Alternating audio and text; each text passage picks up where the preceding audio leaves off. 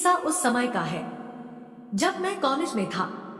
उस समय मेरा एक घनिष्ठ मित्र था जिसकी शादी हो चुकी थी, लेकिन वो अभी ग्रेजुएट का ही छात्र था।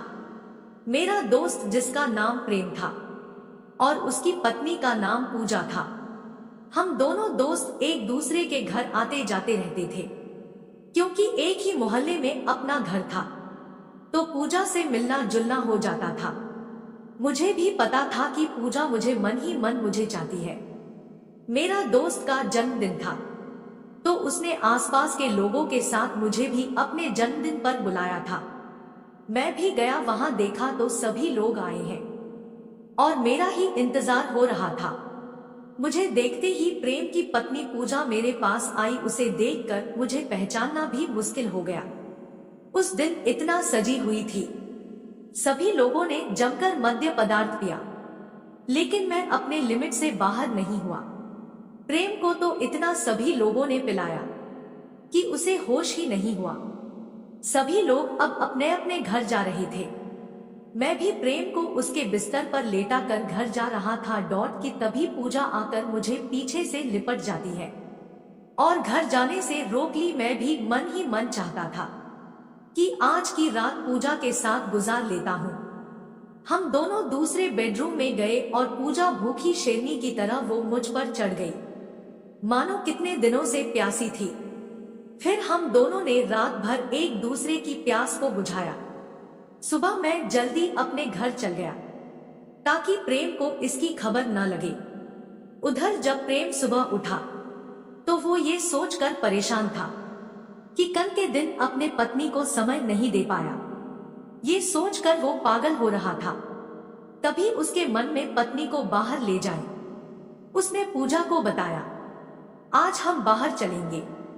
तो पूजा बहुत खुश हो जाती है और वहां भी मैं पहुंच गया और प्रेम और पूजा से मिला। फिर इधर उधर की बातें हुई और हम सब घर आ गए। अब मेरी और पूजा की हर समय फोन पर बातें होने लगी, प्यार बढ़ने लगा। प्रेम जब घर पर नहीं रहता था, मैं उसके घर चले जाता और हम दोनों मजे करते। अब पूजा मेरे बिना रह ही नहीं पाती तो प्रेम के सामने भी कभी चाय कभी डिनर पर बुलाया करती थी। अब धीरे धीरे प्रेम को शक हो गया कि कहीं पूजा और मैं कुछ गलत तो नहीं कर रहा है।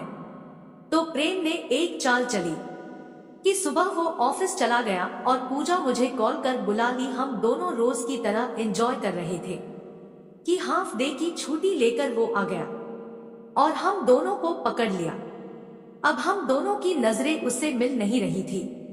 प्रेम भी आग बबूला हो गया और पूजा को तलाक दे दिया। हम दोनों प्रेम के घर से निकलकर मैं अपने घर आया और रहने लगे। कुछ दिन बाद हम दोनों के बीच छोटी छोटी बातों पर लड़ाई होने लगी। तभी मेरे मन में एक सवाल उठा कि जो औरत अपने पति को अपने स्वास्थ्य सुख के लिए उसे पीठ पीछे गद्दारी कर सकती है, तो ये मेरे साथ क्यों नहीं कर सकती। इसी बात पर मैंने भी उसे कह दिया कि मैं किसी और से शादी करना चाहता हूँ और मैंने किसी और से शादी की और वो मेरे पास से चली गई। उधर प्रेम भी अब किसी पर विश्वास नहीं करता है।